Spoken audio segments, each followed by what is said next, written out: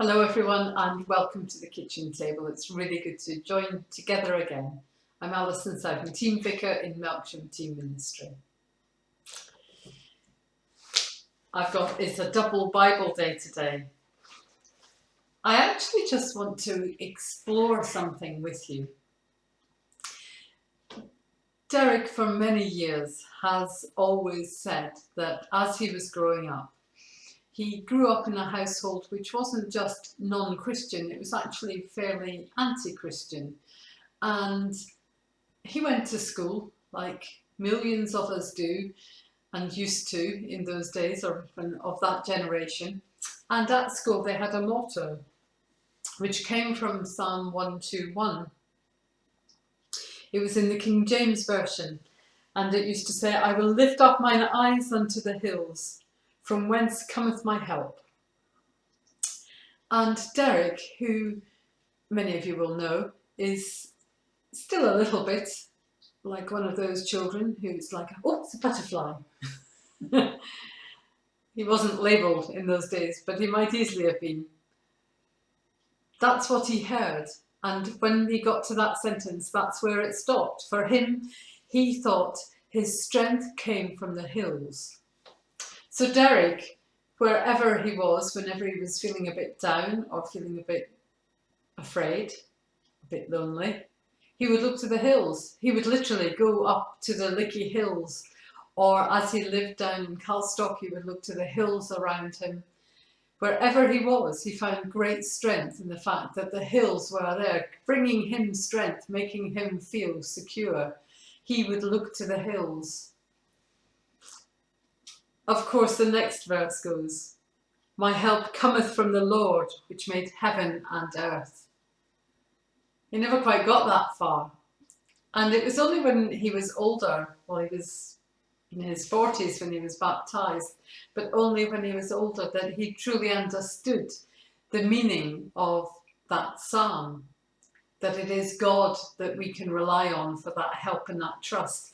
And yet, in a really strange and amazing way, God works in our lives.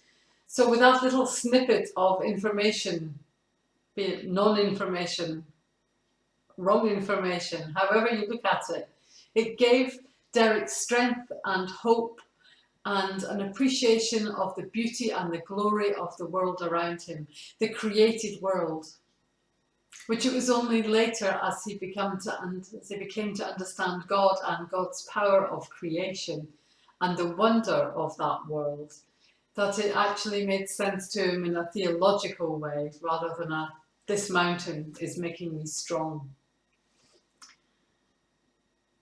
I think that God works in truly mysterious ways.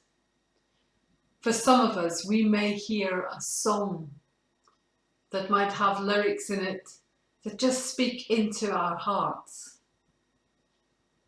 For me, for many years before I became a Christian, I would stand at the edge of water and I would know the wonder of the vastness of the sea, wherever that sea might be, and feel peace and hope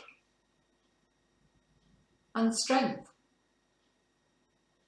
God's creation calming his child who had not even yet come to recognize who he was. I think that's so true for many of us in life. Whether you sit and you have known scripture all your life, whether you were in a household where the Bible was read, understood, explained to you as a child, or whether you lived in a household where Bibles were shut or non-existent,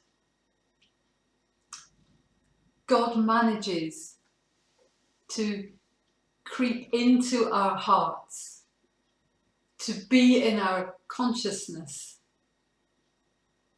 and to send us messages of love through the most amazing ways.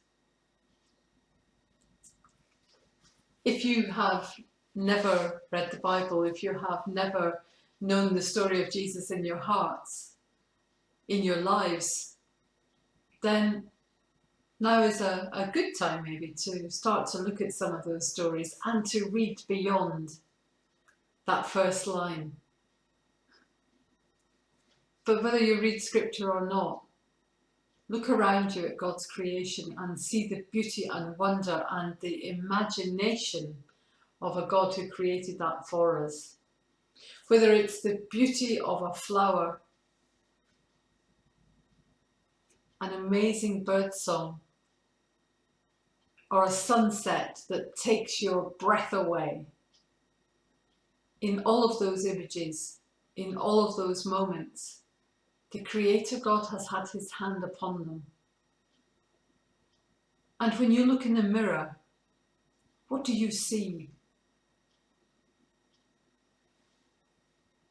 When you look in the mirror, do you see a face that is created by God and loved by him? When you look in the mirror, do you see eyes full of love? When you look in the mirror, do you see you? The you that God knows, loves, redeems.